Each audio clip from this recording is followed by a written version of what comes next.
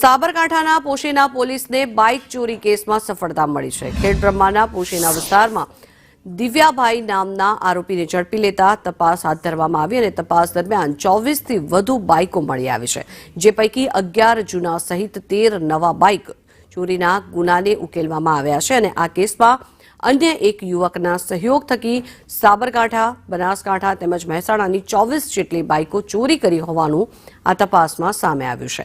આરોપી અવાવરૂ જગ્યાએ રોડની સાઈડ ઉપર અને ખેડૂત રોડની સાઈડ ઉપર બાઇક મૂકી ખેતરમાં ગયો, જે દરમિયાન ચોરીને અંજામ અપાતો હતો।